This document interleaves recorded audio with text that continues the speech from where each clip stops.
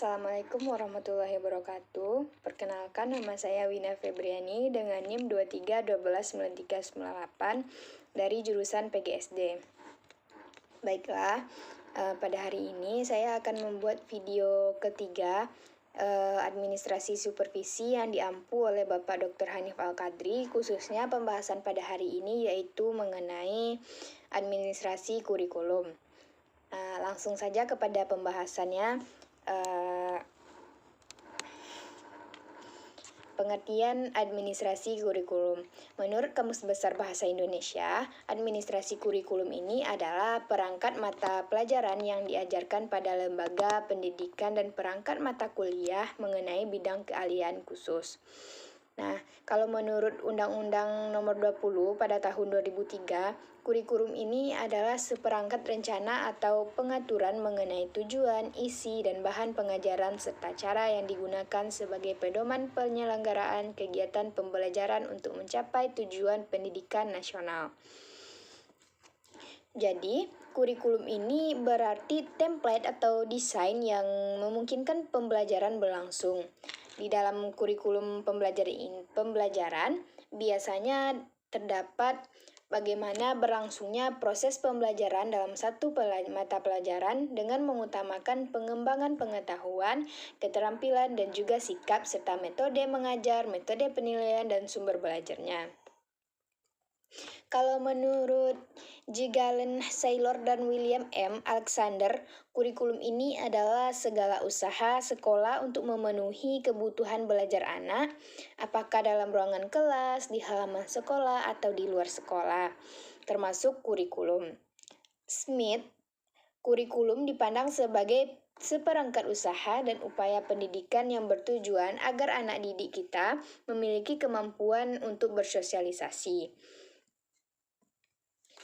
Kurikulum ini juga memiliki peran yang penting di dalam menentukan bagaimana sekolah atau lembaga pendidikan akan mencapai tujuannya dan mengembangkan potensi siswa-siswanya.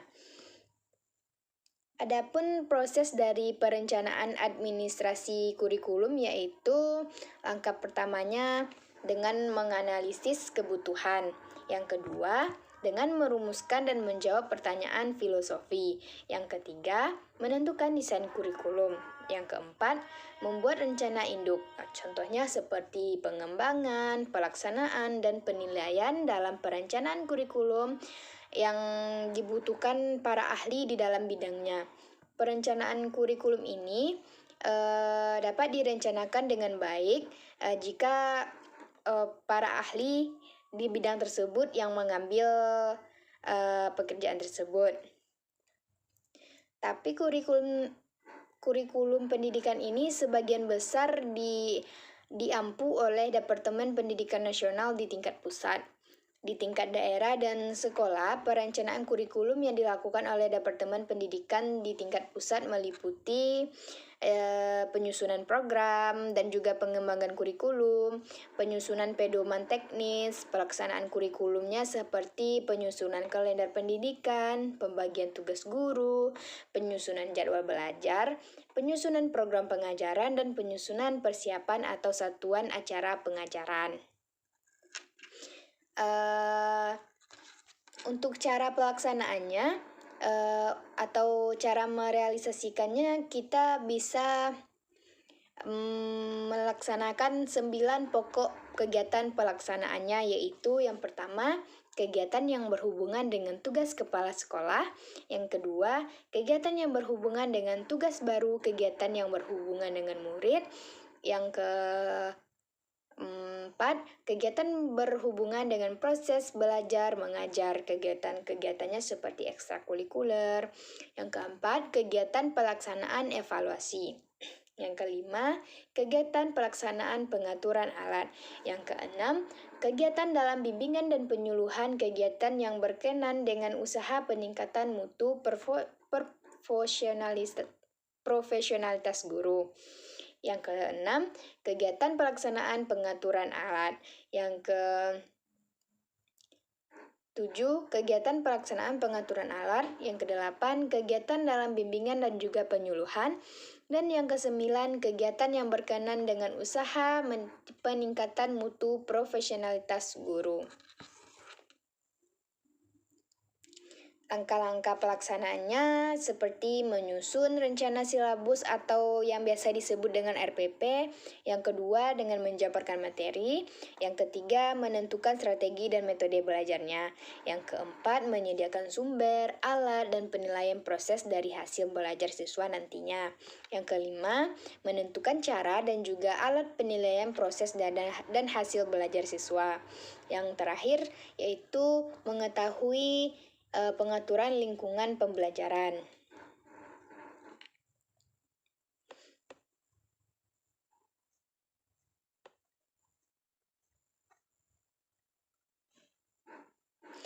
Jadi, administrasi kurikulum ini mempunyai fungsi yaitu meningkatkan ketepatgunaan pemanfaatan sumber daya kurikulum, memberikan pilihan dan kesempatan kepada peserta didik untuk mencapai hasil yang maksimal, meningkatkan kesesuaian dan keefektivitasan proses pembelajaran agar sesuai dengan kebutuhan peserta didik, meningkatkan efektivitas kinerja guru, maupun aktivitas siswa untuk mencapai tujuan. Baik itu tujuan pembelajaran, meningkatkan efisiensi dan juga efektivitas proses belajar mengajar melalui pengawasan untuk melihat konsentrasi antara desain kurikulum yang dirancang dengan pelaksanaannya di dalam pembelajaran. Keikutsertaan masyarakat untuk membantu pengembangan kurikulum. Yang kurikulum seperti yang dikelola oleh secara profesional. Peran guru dalam administrasi kurikulum yaitu sebagai implementer, adapter, developer, researcher, dan melalui pengadministrasian kurikulum secara tidak langsung, maka mutu dari pendidikan sekolah akan semakin membaik.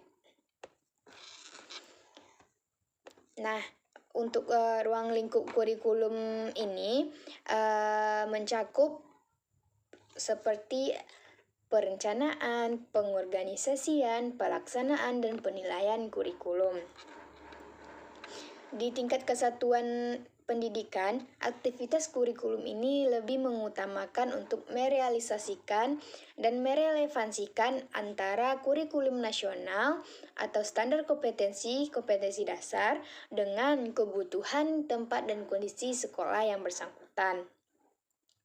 Sehingga kurikulum tersebut merupakan kurikulum yang integritas dengan akseptor didik maupun dengan lingkungan di mana sekolah itu berada. Di dalam administrasi kurikulum ini juga ada pedoman-pedoman pelaksanaan kurikulumnya. Selain perencanaan yang merupakan tujuan pendidikan dan susunan materi pelajaran, pemerintah juga mengeluarkan pedoman-pedoman umum yang harus diikuti oleh sekolah untuk menyusun perencanaan yang sifatnya terprogram. Perencanaannya itu sifatnya operasional di sekolah.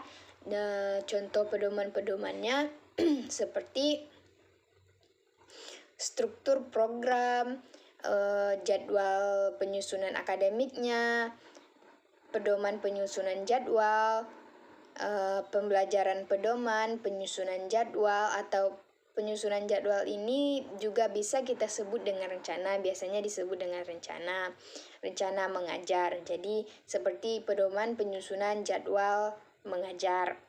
Nah, pedoman penyusunan selanjutnya ada pedoman penyusunan satuan pelajaran. Ada juga pembagian kiprah guru dan yang terakhir yaitu pengatur siswa di dalam kelas. Tanpa pengatur, siswa pastinya tidak akan bisa teratur di dalam kelas karena kita sama-sama tahu bahwa siswa itu memiliki keingintahuan yang sangat luar biasa.